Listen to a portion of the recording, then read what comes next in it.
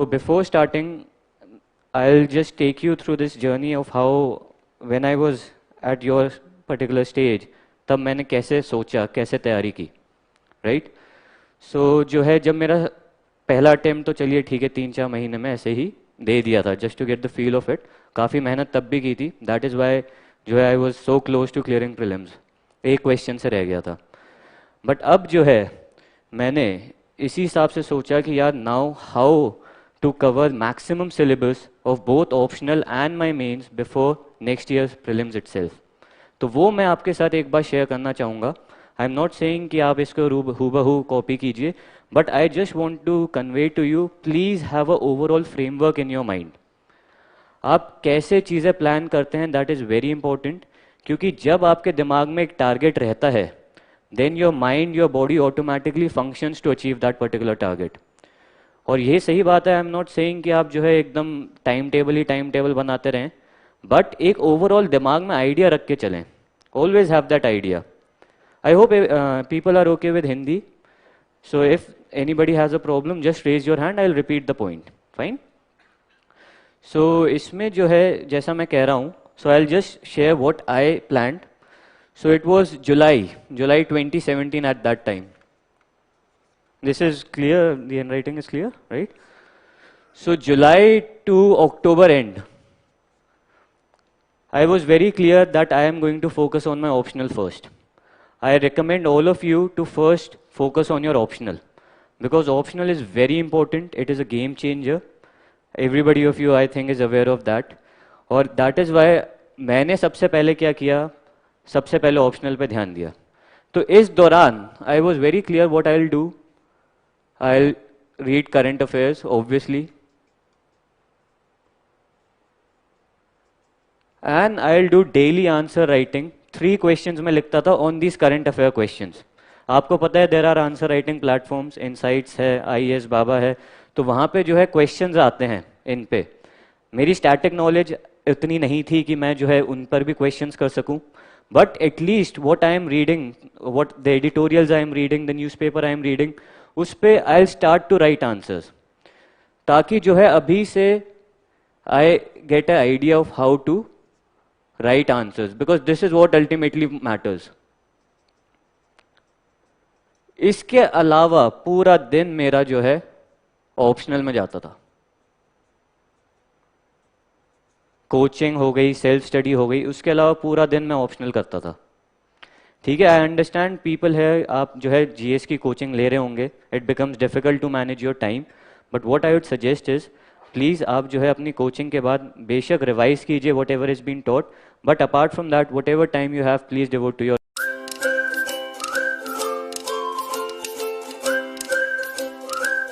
Optional. Because अगर by this particular period you are able to complete maximum syllabus, I'm not saying 100%, but जितना ज़्यादा कर सकते हैं you will be in a comfortable position. और obvious बात है हर किसी के optionals अलग रहते हैं, कुछ का जो है इस period में नहीं हो सकता, but एक idea रखिए कि कैसे maximum optional आप cover कर पाएंगे. ठीक है, after this from November to February end, I hope I'm not too loud, sometimes I get too loud. So November to February में, then I started with GS and GS 1, 2, 3. GS 4 I thought I can do it after prelims. If you people think that you have the time, then obviously आप जो है पहले भी कीजिए. But I think it is manageable after prelims as well. GS 4.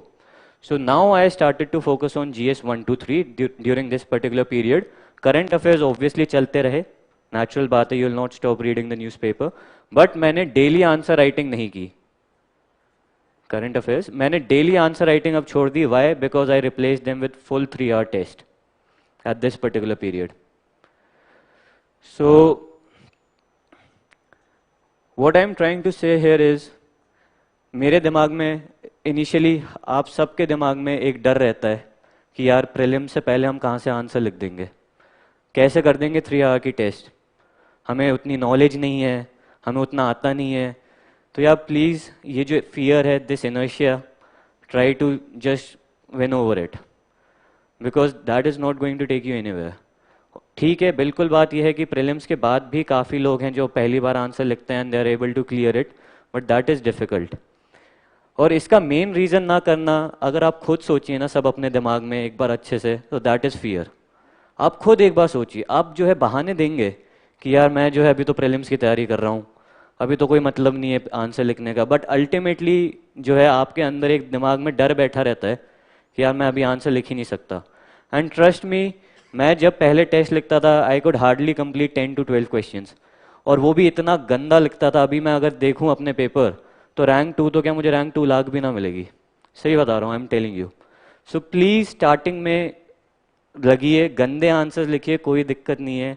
UPSC वो copy तो UPSC को नहीं मिल जाएगी जो आपने स्टार्टिंग में लिखी थी, है ना, तो आपको किस बात का डर है। सो प्लीज़ जो है फोकस ऑन आंसर राइटिंग। मैं अभी अच्छे से बताऊंगा कैसे मैं आंसर्स लिखता था, how I used to plan things. So अभी मैं आपको एक ओवरऑल दे रहा हूँ आइडिया, और फिर जो है March onwards dedicated prelim study. Prelims is also very important. आप लोग काफ़ी शायद प्रीलिम्स यहाँ दे रहे होंगे, कुछ ने शायद एक्सपीरियंस भी किया होगा। सो इट इज़ इम्पोर्टेंट, है ना। So that is why I was clear कि मार्च जैसे ही चालू होगा, एक हफ्ते बाद I will start dedicated prelim study. So ये जो ओवरऑल प्लान मैंने बनाया, मैंने जो है जुलाई में बना लिया था, and I was very very clear with it, and my entire energy was devoted to just achieve this particular plan.